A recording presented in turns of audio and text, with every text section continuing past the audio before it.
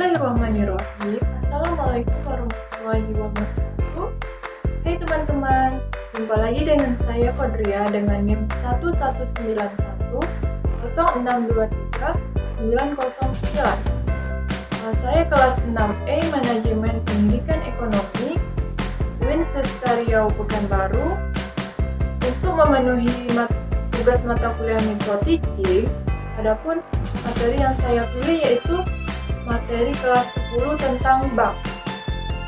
Nah, di sini kita akan membahas apa sih pengertian dari bank, kemudian apa sih jenis-jenis dari bank ini, serta apa sih fungsi dari bank dan apa saja contoh dari bank yang kita bahas. Nah, sebelumnya pasti teman-teman semua pernah menabung atau meminjam uang di bank, bukan? Karena bank ini sudah tidak asing lagi di kalangan masyarakat maupun di kalangan mahasiswa seperti kita sekarang ini. Lantas, apa sih bank itu? Bank itu apakah cuma tempat meminjam uang atau menyimpan uang? Nah, di sini kita akan membahas adapun pengertian bank itu yaitu berasal dari kata banko atau bangku. Bangku yang dimaksud merujuk pada meja untuk menunjang aktivitas perbankan dalam melayani nasabahnya. Setelah bangku kemudian terus berkembang hingga istilah bank digunakan dalam kegiatan finansial. Maksudnya, secara terminologis, bank adalah lembaga keuangan suatu negara yang didirikan dengan kewenangan menghimpun, mengelola, mengatur seluruh hal yang berkaitan dengan keuangan. Nah, sudah tahu kan pengertian dari bank? Bukan hanya tempat meminjam uang atau tempat menabung. Bahkan bank di sini lebih mengatur, mengelola semua hal yang bersifat keuangan. Nah, dari pengertian bank tadi, lantas jenis-jenis bank apa sih yang kita bahas pada hari ini? Adapun bank yang kita bahas pada hari ini yaitu ada dua jenis bank. Yang pertama yaitu bank konvensional atau bank umum. Yang kedua yaitu bank syariah. Apa sih perbedaan dari kedua bank ini? Lantas kan sama-sama bank. Jadi perbedaannya apa? Nah, pengertian dari bank umum tersebut ialah badan usaha bidang keuangan yang menjalankan kegiatan usaha perbankan baik secara konvensional maupun secara syariah. Adapun kegiatan dari bank umum ini seperti jasa penyimpanan, pembayaran hingga peminjaman kepada masyarakat. Sedangkan pengertian lain dari bank umum yaitu bank yang menjalankan kegiatan usahanya secara konvensional ataupun berlandaskan dengan nilai-nilai keuangan yang menjalankan kegiatan menghimpun dana dari nasabah, memberikan kredit, serta menerima pembayaran. Nah, tahu kan pengertian dari bank umum? Sedangkan pengertian bank umum yang diatur dalam Undang-Undang Nomor 10 Tahun 1998 tentang perbankan bahwa bank umum adalah badan usaha yang menghimpun dana dari masyarakat dalam bentuk simpanan lalu menyalurkannya kepada masyarakat dalam bentuk kredit atau bentuk lain untuk tujuan meningkatkan taraf hidup masyarakat. Nah, sudah tahu kan pengertian dari bank umum tadi? Sekarang kita lanjut dan membahas tentang jenis-jenis dari bank umum ini. Apa saja sih jenis-jenis dari bank umum? Adapun jenis dari bank umum yaitu ada dua. Yang pertama yaitu bank devisa, yang kedua yaitu bank non devisa. Adapun pengertian dari bank devisa yaitu bank yang telah disetujui dan ditunjuk oleh Bank Indonesia sebagai bank sentral untuk menjalankan kegiatan usaha perbankan dalam bentuk valuta asing. Maksudnya, bank ini memiliki kelebihan yaitu bisa bisa menawarkan produk atau jasa berkaitan dengan mata uang asing. Hebat bukan? Bukan hanya Bank Indonesia, tapi bank ini juga bisa sebagai alat transaksi sebagai mata uang asing. Walaupun kita ingin melakukan transfer ke luar negeri. Baiklah, yang kedua yaitu bank non-devisa. Apa sih perbedaan dari bank ini dari bank devisa tadi? Baiklah, bank non-devisa yaitu jenis bank yang belum memiliki izin menjalankan transaksi sebagai bank devisa, sehingga terbatas dalam bentuk transaksinya. Oh, berarti bank ini kebalikan dari bank devisa tadi. Bank devisa bisa transfer kemana saja dan dalam bentuk mata uang apa saja, sedangkan bank ini lebih dibatasi dan belum memiliki izin transaksi. Nah, teman-teman sudah tahu kan apa jenis-jenis dari bank umum? Baiklah, selanjutnya kita akan membahas fungsi dari bank umum. Apa aja sih fungsi dari bank umum ini? Nah, mari kita lihat. Yang pertama yaitu fungsi dari bank umum mengatur peredaran uang dengan kewenangan penciptaan uang kirap. Yang kedua yaitu menyediakan jasa penyimpanan dana dan barang berharga masyarakat. Yang ketiga yaitu menjadi fasilitas untuk kelancaran pembayaran. Dan yang keempat yaitu membantu dalam transaksi internasional. Wah, banyak ya fungsinya. Tidak hanya untuk menyimpan uang, tetapi bisa juga menyimpan barang berharga dan menyediakan fasilitas untuk kelancaran pembayaran serta membantu dalam transaksi internasional. Nah, sudah tahu kan fungsi dari bank umum? Selanjutnya kita akan membahas tentang kegiatan dari bank umum. Apa saja sih kegiatan dari bank umum ini? Nah, mari kita lihat. Yang pertama yaitu menghimpun dana dari nasabah. Artinya bank umum yaitu menghimpun dana dari nasabah dalam bentuk simpanan, yaitu giro, tabungan, sertifikat, deposito, atau deposito berjangka serta bentuk-bentuk lainnya. Nah, kegiatan bank umum yang kedua yaitu tempat penyimpanan dana dan barang berharga, yaitu bank ini bertugas penyedia layanan tempat aman untuk menjaga aset-aset berharga dari masyarakat berbentuk dana dan barang lainnya seperti surat-surat yang penting. Adapun kegiatan dari bank umum yang ketiga yaitu memberikan layanan kredit. Ini bank umum yaitu memberikan kredit untuk nasabah dengan syarat dan ketentuannya tersendiri. Selanjutnya, kegiatan yang keempat yaitu memindahkan dana nasabah. Artinya, dalam mengelola dana yang dimiliki, bank umum melakukan kegiatan pemindahan dana, yaitu untuk kepentingan nasabah maupun kepentingan dari bank itu sendiri. Nah, sudah tahu kan apa saja kegiatan dari bank umum ini? Selanjutnya yaitu kita akan bahas apa saja sih contoh dari bank konvensional ini atau bank umum. Nah, pertama yaitu contoh dari bank konvensional yaitu seperti Bank BRI, Bank BNI, Bank Mega, Bank Mandiri, Bank BCA, dan bank-bank yang lainnya.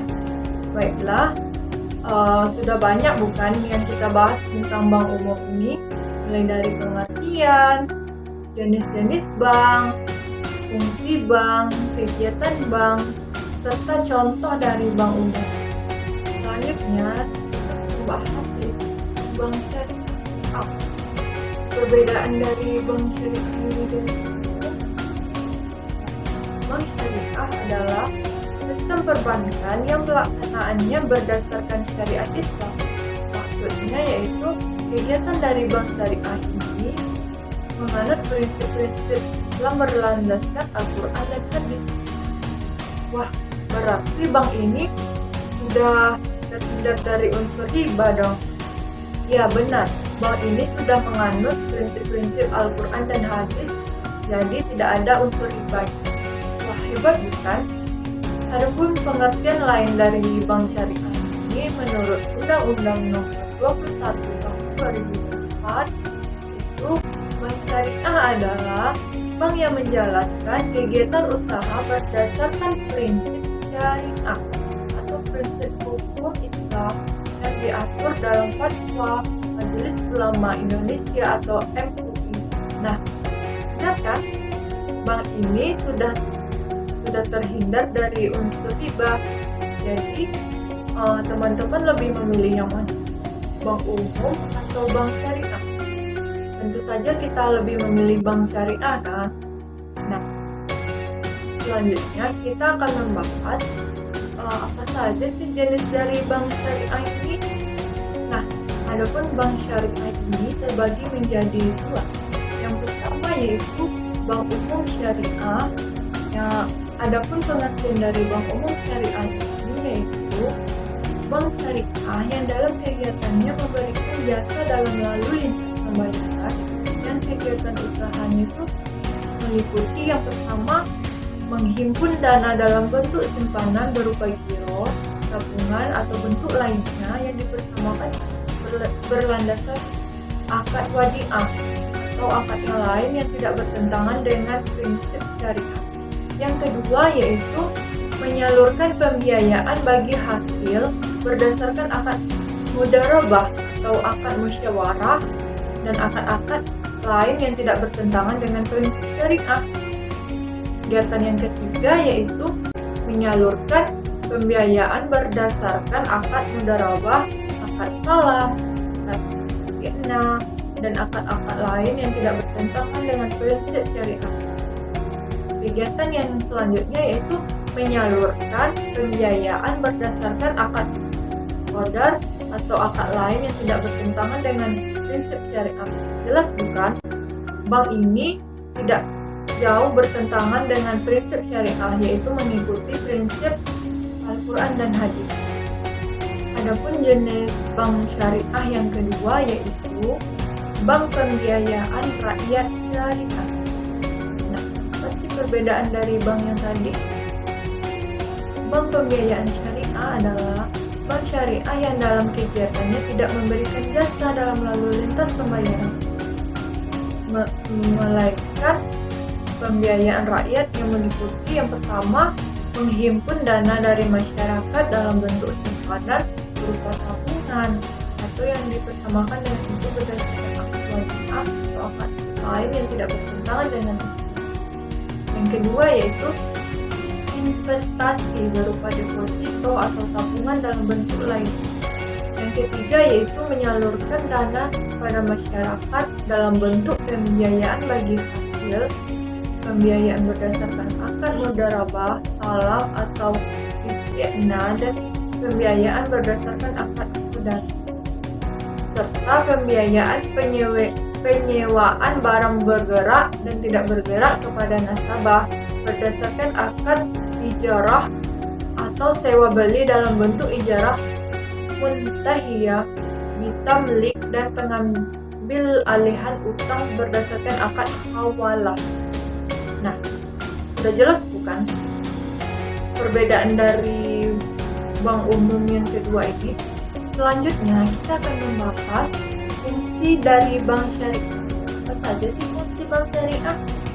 Yang pertama yaitu bank syariah menghimpun dan menyalurkan dana masyarakat, sama seperti bank umum tadi, tapi perbedaannya bank syariah ini lebih ke menggerakkan prinsip-prinsip Al-Quran dan hadis dan tidak bertentangan dengan hukum syariah.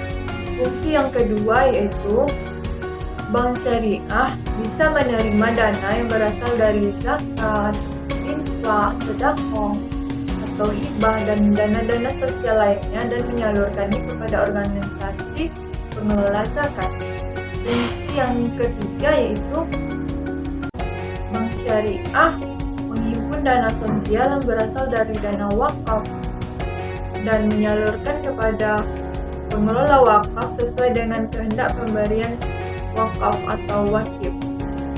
Nah, sudah jelas kan fungsi dari bank syariah ini lebih mengedepankan prinsip-prinsip Al-Quran dan Hadis serta tidak bertentangan dengan hukum syariah. Nah, selanjutnya kita akan membahas apa saja sih contoh dari bank syariah ini. Apakah berbeda dengan bank umum? Tentu saja berbeda kan, dari fungsi, kegiatan, dan jenisnya saja sudah berbeda, apalagi contohnya. Nah, contoh dari bank syariah yaitu berupa Bank BNI Syariah, Bank BSI Syariah, Bank BRI Syariah, Bank BCA Syariah, Bank Mandiri Syariah. Pokoknya bank yang di akhirnya itu ada syariahnya, termasuk bank dari syariah. Nah, kita sudah tahu kan apa saja pengertian dari bank umum, bank syariah, apa saja jenis dari bank umum, bank syariah, dan apa saja contoh dari bank umum dan bank syariah. Tentu saja keduanya memiliki perbedaan kan? Nah, mari kita bahas perbedaan-perbedaan dari bank syariah dengan bank konvensional. Yang pertama yaitu perbedaannya, bank konvensional tidak berdasarkan prinsip syariah dan tidak terdapatnya akad. Sedangkan bank syariah ini berdasarkan prinsip syariah dan juga terdapat akad. Perbedaan yang kedua yaitu jika terdapat sengketa antara bank dan nasabahnya, hanya dapat diselesaikan melalui Badan Arbitrasi Nasional dan Pengadilan Negeri. Sedangkan bank syariah ini, jika terdapat sengketa antara bank dan nasabahnya, bisa diselesaikan melalui Badan Arbitrasi Syariah Nasional atau Pengadilan Negeri atau Pengadilan Agama. Perbedaan yang selanjutnya yaitu bank konvensional menggunakan sistem bunga. Nah, sedangkan bank syariah ini menggunakan sistem bagi hasil dan margin. Perbedaan yang selanjutnya yaitu bank konvensional dalam struktur organisasinya tidak terdapat DPS untuk mengawasi operasional bank dan produk-produknya. Sedangkan bank syariah terdapat Dewan Pengawas Syariah pada struktur organisasi bank syariah yang bertugas mengawasi operasional bank dan produk-produknya agar sesuai dengan prinsip syariah. Adapun perbedaan yang selanjutnya yaitu bank konvensional, objek penyaluran dananya dalam bentuk kredit yang diberikan dan tidak memperhatikan prinsip-prinsip syariah. Sedangkan bank syariah, objek penyaluran dana dalam bentuk pembiayaan dan harus memenuhi prinsip halal dan tidak melanggar prinsip-prinsip syariah. Nah, sudah tahu kan perbedaan dari bank konvensional dengan bank syariah ini? Di sini sudah terlihat jelas unsur dari prinsip-prinsipnya, dari penjagaannya, dan segi mengaturnya. Semuanya sudah jelas kan? Baiklah, sampai di sini dulu materi pembelajaran kita hari ini. Apabila terdapat kesalahan kata atau dalam penyampaian, saya mohon maaf. Saya sudahi dengan wassalamualaikum warahmatullahi wabarakatuh. Bye-bye.